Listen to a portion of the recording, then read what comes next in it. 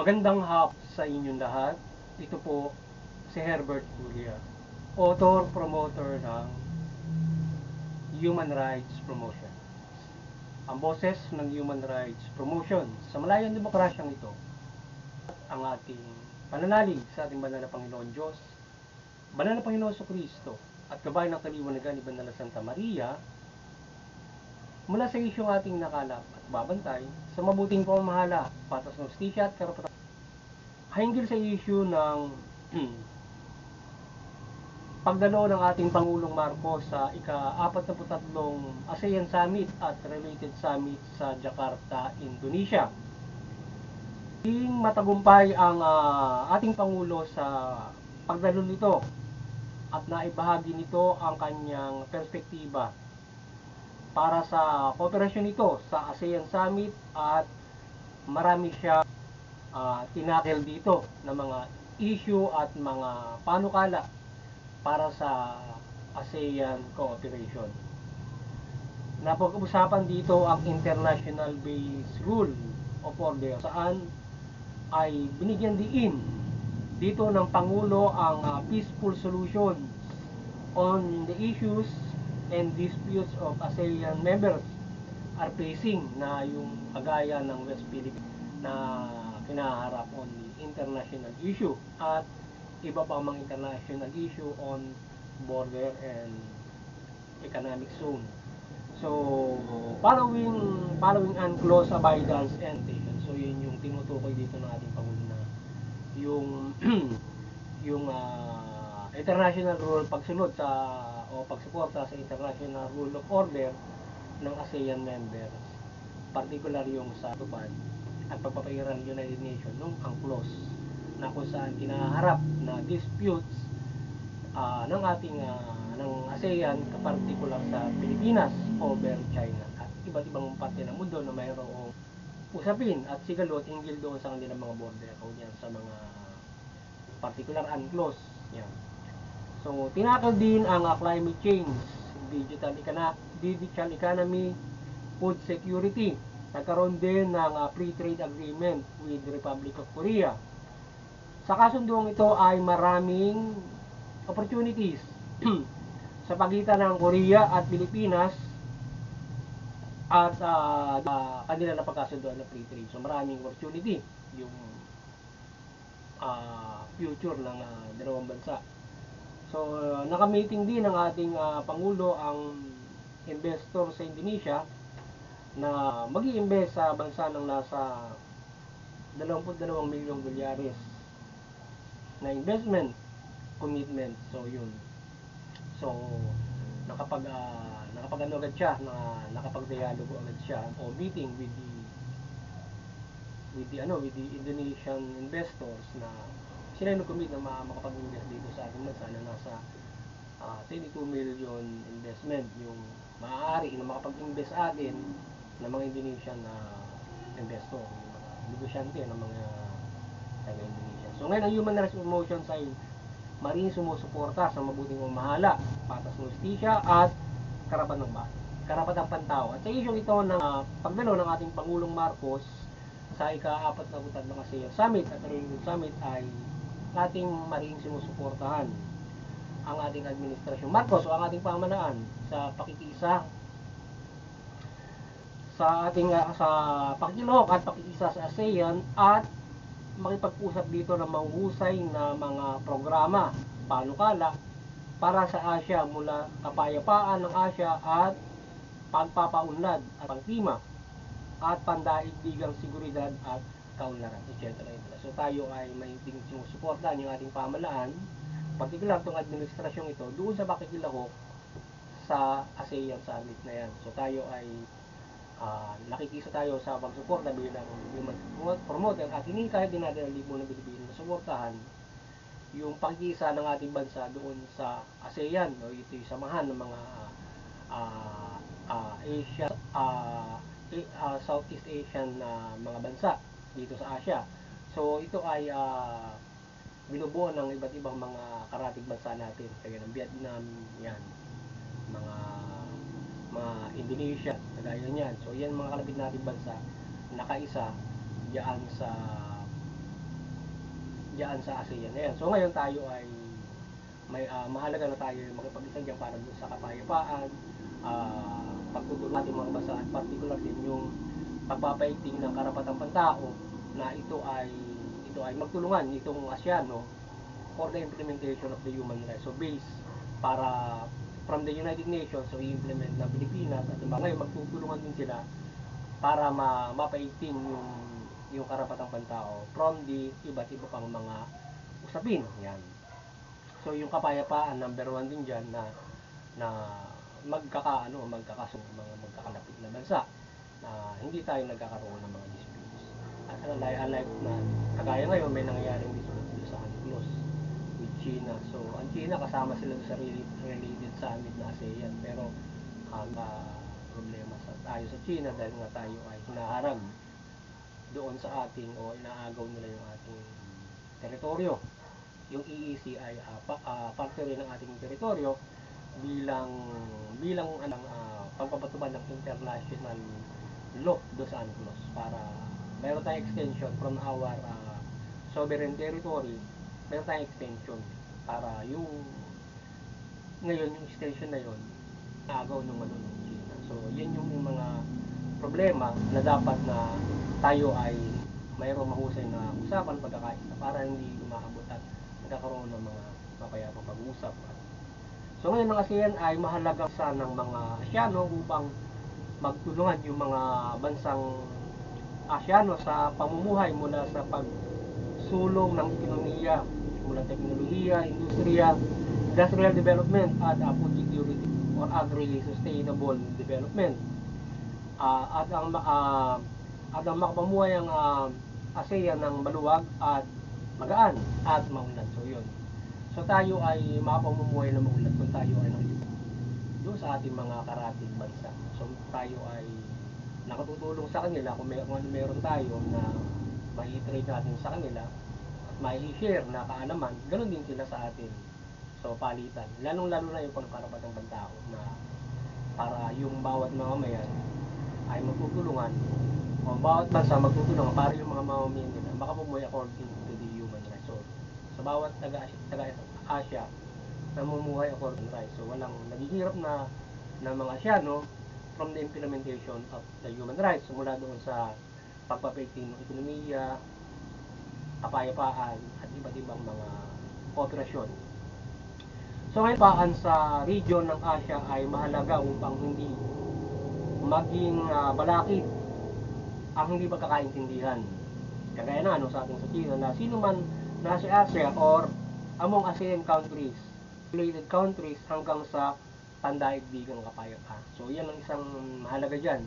Kagaya natin nabanggit kanina na yung usaping kapayapaan ay hindi magiging balakid yung hindi pagkakaintindihan para bumalakid doon sa magaan na pamumuhay, pagtutulungan lalo sa karapatang tao. Kaya kasi kung magkakaroon ng mga hidwaan, kagaya doon sa ibang bansa, problema malaki kasi magre-resulta ng paghihirap yung mga digmaan pang-oppress kung mas malakas yung isang bansa kagaya ng China. Pag tayo na halimbawa kagaya na o-oppress tayo doon sa ating EEC, problema malaki yun kasi hindi tayo makapamuhay na maayos doon sa EEC natin. Kamo gusto mong agawin ng iba, hindi ka pamumuhay na maayos dahil yung bakura mo ginugulo, diba? Parang ganun.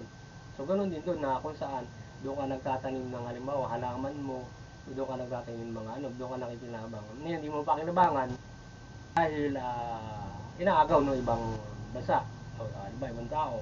Problema malaki yun.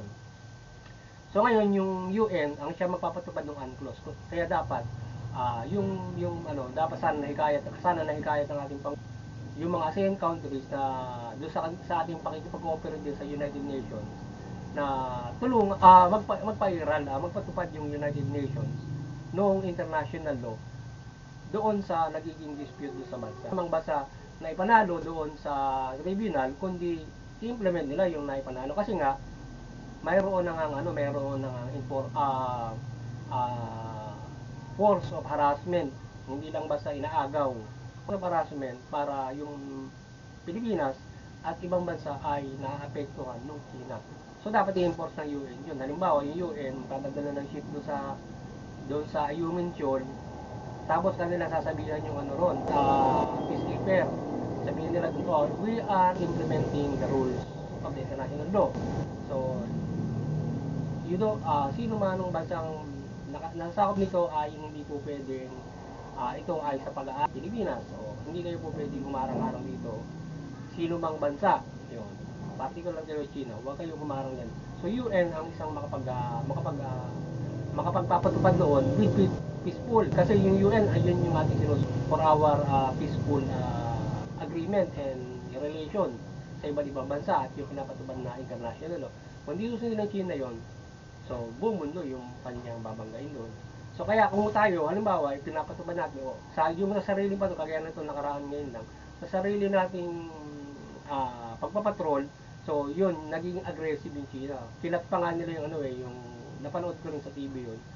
Kinat yung yung BRP Sindang yata yun. Kinat nung barko nung China na pandigmaan nila.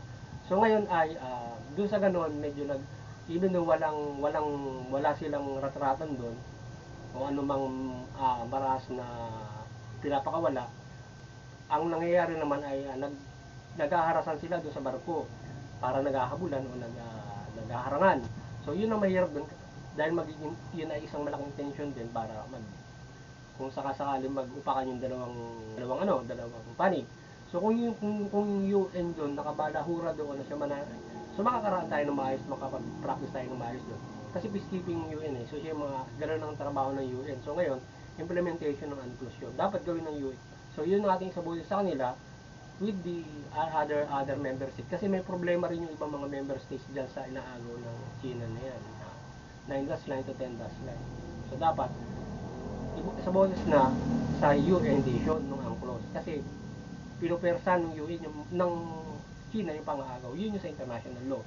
So yan, ilan lang yan sa issue na tinakil doon sa ASEAN. So ngayon, ang karapatang pantawad na mapaigting ng ASEAN countries upang matugon ang karapatan ng bawat mamamayang Asyano at hindi mga kapitalista lamang at mga nakikinabang sa pagkakaisang ito. Dapat ang lahat ng Asyano ay makapabuhay ayon sa at higit pa dito upang walang mamuhay ng gutom at walang direksyon sa buhay. So yun. So sana yun mapag-usapan dahil hindi lamang ang makikinabang doon sa ugnayan ng mga bansa na yan at mga kapitalista doon na yun sila lang ang makinabang. Dapat yung rights talagang kanila pag-usapan na maibigay mula doon sa mga halimbawa mga investment. So hindi lamang investment kundi na-accord sa rights, makatutulong yung human rights para yung mga tao ay makapumuhay ng maayos. So yung mga gobyerno, kanila pa itingin yung malangkas ng karapatan ng pantao, ano ba yung nangyayari sa karapatan ng pantao. Pinas sa inyo sa ganyan. Ano ba yung ratings, ano yung implementation na ginagawa. So ngayon dapat kung depende dun sa bansa, pero pag-usapan nila kung magagawa nila yon ng uniform yung implementation kung paano nila maayos yun. So pakinabang yung mga tao doon sa karapatan ng tao. So dapat yung ginagawa nila yun. At mapaigting sana yun. At yun na may balangkas na ginagawa nila para magawa. Pero sana paigtingin nila para mangyari. Kung magkaroon ng realization, human rights concern ng bawat mga bansa sa ASEAN. At mangyari hindi lang yung mag-invest, free trade, hindi lang ganun.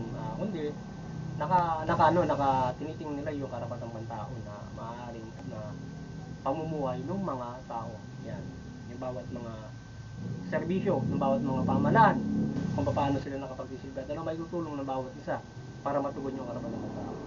So sa Administrasyon Marcos naman ay naway maging malaki ang maging ambag nito sa pakikiisa sa ASEAN country o ASEAN na isa ikakatatag ng pagkakaisang ito at makatugon ito sa karapatang pantao, kaunlaran ng bawat bansa at buong ASEAN at buong mundo. Ang bawat pamahalaan ng ASEAN ay magtulungan na matugon ito at maisabuhay ng bawat mamamayan at bawat mga bansa ASEAN yung karapatang pantao. So yun. So sana ay makapagtulungan ng mabuti yung ASEAN. Wala nga doon sa iba't ibang mga tinakil na pagpapaunlad, kapayapaan, pagsulod sa international law at lalo na yung karapatang pantao na sundin nila doon sa international law, yung human rights aside from the sinasabing mga Yan, yung UNCLOS, yung sa ISIS, at especially particular doon sa pagpapatupad ng human rights na makapamuhay according to rights yung bawat mga ASEAN country o ASEAN na mamamayan. So naway magabayan ng Banal na Santa Maria ang ASEAN countries at maging matatag dito at magawa nito ang mabubuting hangarin nito para sa mamamayan nito at buong mundo. Ang kapayapaan at ang kaunlaran at buhay ay ibiyaya sa atin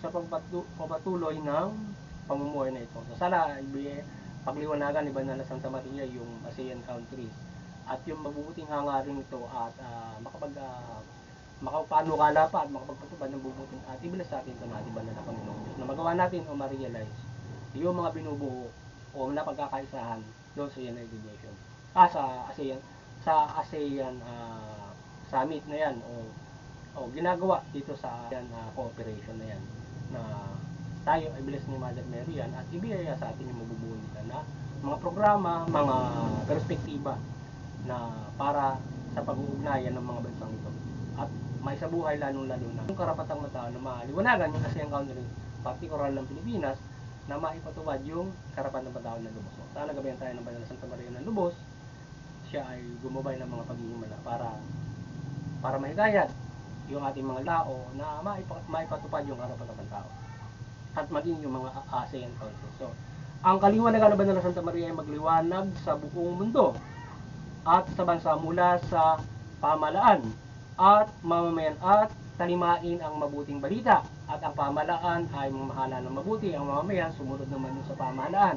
Sa gayon, makapamumuhay tayo ng mapayapa, maunlad at higit sa lahat may kaligtasang espiritual. Yan. Magandang hapon sa inyo lahat.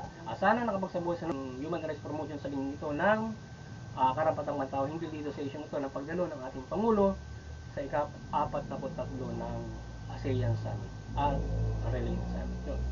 Magandang hapon sa inyo lahat at ang kapayapaan ay Panginoon Diyos at ang kaunlaran sa lahat. Makapamuhay tayo ng maunlad at mapayapa. Magandang hapon sa inyo.